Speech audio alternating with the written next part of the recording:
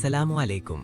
बल्गारिया में रोमा कबीले की लड़कियां हर साल दुल्हन बाजार में जमा होती हैं और इस बाजार में दुल्हनें फरोख्त के लिए आती हैं। इनकी कीमतों का तयन इनके खानदान वाले करते हैं। क्या आप जानते हैं कि रोमा लोग कौन हैं? दुनिया भर में इनकी तादाद तकरीबन 80 लाख है। ये खाना बदोश लोग हैं। इनका कहना है कि इनका ताल्लुक शुमाली हिंदुस्तान के सूबा राजस्थान से है, जो कई साल पहले रोमानिया और बल्गारिया में आबाद हुए थे। रोमा लोग सबसे ज़्यादा बल्गारिया के दारुल हुकूमत सोफिया में रहते हैं। दुल्हन मंडी आमतौर पर हर 3 साल बाद लगती है। 15,000 से 20,000 लीव के दरमियान दुल्हन को फ़रोख्त किया जाता है। जिस लड़के को जो भी लड़की पसंद आती है वो रकम अदा करके शादी कर लेता है, लेकिन ये आमतौर पर अपने ही कबीले के लोगों से शादी करती हैं। लड़कियां घर से पूरी तरह तैयार होकर निकलती हैं। माँ बाप अपनी ही बेटी को बेच देते हैं। खरीदार लड़के भी सोना पहन कर आते हैं। ये तरीका किसी हद तक पाकिस्तान की कैलाश वैली जैसा है, जहाँ एक त्यौहार रखा जाता है और लड़कियां अपनी मर्जी के लड़कों के साथ भाग जाती हैं। इस दुल्हन मंडी की वजह से ये रस्म पूरे यूरोप में बहुत ज़्यादा मशहूर है। चलिए अब आपको दिखाते हैं कि बल्गारिया में लोगों की ज़िंदगी कैसी है। बाबा वांगा कौन थी? इस औरत ने कौन सी पेशगोइयाँ की जो आज भी सच साबित हो रही हैं, जिनमें पाकिस्तान और इंडिया की तकसीम भी शामिल है। इसके अलावा बहुत से ऐसे हक़ाइक़ भी बताएंगे जो आपके लिए बिल्कुल नए होंगे। चलिए अब निकलते हैं बल्गारिया के एक शानदार सफ़र पर। बल्गारिया मशरक़ी यूरोप का एक खूबसूरत मुल्क है जो बल्कान के जजीरे पर वाक़ है।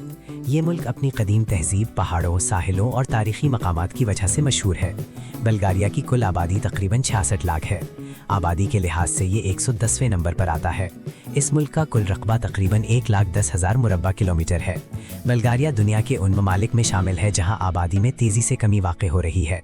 1992 में बल्गारिया की आबादी तकरीबन 90 लाख थी, जबकि अब ये 66 लाख के करीब रह गई है। बल्गारिया की सरहदें रोमानिया, तुर्की, यूनान, सर्बिया और मकदूनिया से मिलती हैं। इसके अलावा बहिराए अस्वद, ब्लैक सी की साहिली पट्टी भी मौजूद है। इस मुल्क के 74% लोग शहरों में रहते हैं, जबकि सिर्फ 26% देहात में आबाद हैं। बल्गारिया की जीडीपी तकरीबन $128 बिलियन है। जीडीपी के लिहाज से यहाँ के लोगों की सालाना आमदनी तकरीबन $20,000 है। ये यूरोप के गरीब तरीन ममालिक में शुमार होता है। मुल्क का दारुल हुकूमत सोफिया सिटी है। एक ज़माने में ये मुल्क सोवियत यूनियन का हिस्सा था। सोफिया शहर को देखकर आज भी ऐसा लगता है जैसे वक्त हमसा गया हो। इसकी इमारतों और गलियों का आर्किटेक्चर देखकर महसूस होता है कि ये अब भी सोवियत यूनियन का हिस्सा है। आज भी ये मास्को की तरह दिखाई देता है। सोफिया शहर में ही रोमा कबीले के लोग रहते हैं जो हिंदुस्तान के राजस्थान से आए थे। ये बल्गारिया के लोगों से नफरत करते हैं और बल्गारिया के लोग इनसे नफरत करते हैं। ये लोग गंदगी में रहते हैं और इंतहाई गुर्बत में ज़िंदगी गुजारते हैं। बहुत से लोग कच्ची आबादियों में रिहाइश पजीर हैं। इसके अलावा छोटी मोटी चोरियां भी करते हैं। बल्गारिया में इस्तेमाल होने वाली करेंसी लीव है। एक लीव के बदले तकरीबन 18 पाकिस्तानी रुपए मिलते हैं। ये मुल्क यूरोपियन यूनियन और शेंजन ममालिक का भी रुकन है। पाकिस्तान में इस मुल्क के बारे में लोग बहुत कम जानते हैं, जिसकी वजह से बहुत कम लोग यहाँ का वीज़ा अप्लाई करते हैं। हालांकि पाकिस्तान में इसकी एम्बेसी भी मौजूद है। यहाँ के लोगों को मौसीकी का भी बहुत शौक है। अक्सर गलियों में आपको स्ट्रीट परफॉर्मर नजर आएंगे। सोफिया शहर में आपको सल्तनत उस्मानिया की झलक भी नजर आती है, क्योंकि एक तवील अरसे तक ये सल्तनत उस्मानिया का हिस्सा रहा। 1396 से 1878 तक बल्गारिया पर सल्तनत उस्मानिया की हुकूमत रही। बल्गारिया की तारीख 1300 साल से भी ज़्यादा कदीम है। इस मुल्क में ज़िंदगी आपको पुरसुकून नजर आएगी और लोगों का रश भी बहुत कम देखने को मिलेगा। सबसे ज़्यादा आबादी भी सोफिया सिटी में ही है। पूरे यूरोप के मुकाबले में ये मुल्क सबसे सस्ता समझा जाता है। यहाँ के लोग बल्गारी, अंग्रेजी और तुर्की ज़बान बोलते हैं। दोस्तों, बल्गारिया की तारीख में बाबा वांगा का नाम बहुत मशहूर है और उनकी शोहरत सिर्फ बल्गारिया तक महदूद नहीं बल्कि पूरे यूरोप में फैली हुई है। ये औरत दुनिया के बारे में बहुत सी पेशगोइयाँ की, जिनमें से बहुत सी पूरी हो चुकी हैं। ये औरत 1911 में बल्गारिया में पैदा हुई। 12 साल की उम्र में एक हादसा पेश आया जिसमें मिट्टी के तूफान ने उन्हें जख्मी कर दिया और उनकी बेनाई चली गई। बेनाई जाने के बाद उन्हें दुनिया का मुस्तकबिल नजर आना शुरू हो गया। ये औरत ने दूसरी जंग अजीम की भी पेशगोई की थी कि 1939 में जंग शुरू होगी, जो सच साबित हुई। 1986 में की गई पेशगोई में उन्होंने कहा कि रूस की आबदोब डूब जाएगी और ये 2000 में हकीकत बन गई। 1999 में उन्होंने कहा कि अमेरिका के 2 आहिनी परिंदे गिर जाएंगे और धुएं में डूब जाएंगे, जो 9/11 के वाक़े की सूरत में पूरा हुआ। उन्होंने ये भी कहा कि बड़ा पानी साहिल को ढांप लेगा और लोग हलाक होंगे, जो 2004 के सुनामी की सूरत में सच साबित हुआ।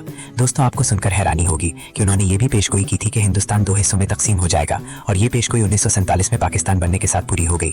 1996 में बाबा वांगा का सोफिया शहर में इंतकाल हो गया, लेकिन अभी भी उनकी कुछ पेशगोइयां बाकी हैं, जिनमें कहा गया है कि 2030 के बाद यूरोप पर मुसलमानों का गलबा होगा और नई सुपर पावर रूस होगा। 2070 में इंसानों से ज्यादा रोबोट्स काम करते हुए नजर आएंगे। अब ये सब पेशगोइयां पूरी होती हैं या नहीं, अल्लाह बेहतर जानता है। बल्गारिया में इस औरत को नेशनल ग्रैंड मदर कहा जाता है। बहुत से शहरों में उनके मुजस्समे नस्ब हैं और उन पर कई फिल्में भी बनाई जा चुकी हैं। बल्गारिया के एक छोटे से शहर पेट्रिच में उनका म्यूजियम बनाया गया है, जो यूनान की सरहद के करीब वाक़ है। दोस्तों, बल्गारिया सिर्फ खूबसूरत मनाजिर और कदीम तारीख ही नहीं रखता बल्कि बेशुमार अनोखे हक़ाइक़ का हामिल मुल्क है। दुनिया का 70% गुलाब का तेल बल्गारिया में तैयार होता है और पूरी दुनिया को सप्लाई किया जाता है। 1972 में वर्ना के कब्रिस्तान से 6500 साल पुराना सोने का खजाना मिला था, जिसका वजन 6 किलोग्राम से भी ज्यादा था। ये सोना मिस्र की तहजीब से भी ज्यादा कदीम था। दुनिया का सबसे पहला डिजिटल गाँव भी बल्गारिया में मौजूद है, जिसका नाम साइशी है। बल्गारिया में सर्दी बहुत ज्यादा पड़ती है। सर्दियों में पूरा मुल्क बर्फ की वजह से सफेद हो जाता है। इस मुल्क में बड़ी तादाद में गरीब लोग भी रहते हैं जो गर्म कपड़े खरीदने की इस्तेताअत नहीं रखते। इनके लिए लोग गर्म कपड़े बाहर रख देते हैं, जिसे जिसे जरूरत हो वो पहन लेता है। इससे यहाँ के लोगों की हमदर्दी और एहसास का अंदाजा होता है। इस मुल्क में पाकिस्तानियों की तादाद तकरीबन 4000 है, जिनमें से ज्यादातर सोफिया सिटी में रहते हैं, जबकि भारतीयों की तादाद तकरीबन 7000 है। बहुत से हलाल रेस्टोरेंट्स पाकिस्तानी और तुर्क लोग चलाते हैं। यहाँ आपको तुर्क लोग भी बड़ी तादाद में नजर आएंगे, क्योंकि इसकी सरहद तुर्की से मिलती है और रोजगार की तलाश में तुर्क लोग यहाँ आकर आबाद हुए हैं। अगर मजहब की बात की जाए तो इस मुल्क में 64% ईसाई, 10% मुसलमान और बाकी दीगर मज़ाहिब के लोग आबाद हैं। यूरोप के दीगर ममालिक के मुकाबले में बल्गारिया का वीजा लगने के इम्कानात ज्यादा होते हैं, क्योंकि यहाँ बहुत कम लोग वीजा अप्लाई करते हैं। वीजा फाइल बराह रास्त एम्बेसी में जमा करवानी होती है। एम्बेसी का एड्रेस आपको डिस्क्रिप्शन में मिल जाएगा।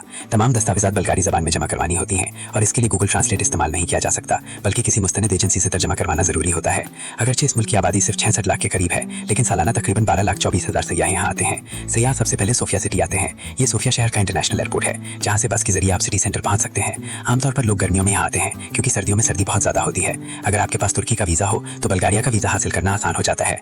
यहाँ के लोगों की संस्कृति में तुर्क कल्चर की झलक भी बहुत नुमाया है। पत्थर से बनी गलियाँ, खूबसूरत शहर के मनाजिर और शहर के इर्द गिर्द पहाड़ इसकी खूबसूरती में मजीद इजाफा करते हैं। इस शहर की आर्ट स्ट्रीट पर जाकर आप इस मुल्क की तारीख को बेहतर तौर पर जान सकते हैं। सोफिया सिटी का पैलेस ऑफ कल्चर इस शहर की पहचान है, जिसका आर्किटेक्चर बाकी इमारतों से बिल्कुल अलग है। यहाँ के चर्च भी गुंबद की शक्ल में बने हुए हैं, जो तुर्क तर्ज तहजीब से मुशाबे हैं। इस शहर में ट्रांसपोर्ट का बेहतरीन निजाम मौजूद है।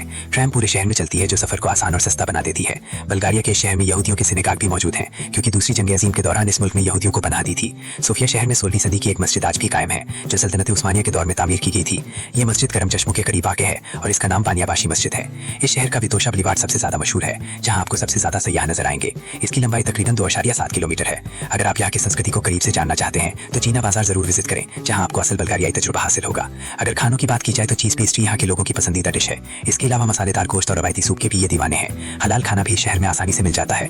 बल्गारिया का दूसरा अहम शहर वर्ना सिटी है, जो समुद्र के किनारे वाक़ है और अपने खूबसूरत बीचेस की वजह से पूरे यूरोप में मशहूर है। इसके साथ साथ इस मुल्क की सबसे बड़ी बंदरगाह भी इसी शहर में कायम है। इस शहर की गलियां और इमारतें इसकी कदामत का वाज़ेह सबूत हैं। दुनिया का सबसे कदीम सोने का खजाना भी इसी शहर में दरियाफ्त हुआ था। बल्गारिया का दूसरा सबसे बड़ा शहर प्लोव्डिव सिटी है, जो 6000 साल से भी ज्यादा कदीम है। इस शहर में आपको रोमन फोरम भी नजर आएगा, जो इस बात की दलील है कि रोमन एम्पायर ने भी यहाँ तवील अरसे तक हुकूमत की। बल्गारिया में तारीख के साथ साथ पतरती खूबसूरती भी लाजवाब है, जिसमें ब्लैक सी की साहिली पट्टी, नज़बार और बरगास के दिलकश मनाजिर शामिल है। बरगास सिटी के बीचेस भी बेहद खूबसूरत हैं। इसी वजह से यहाँ भी सयाहों की बड़ी तादाद आती है।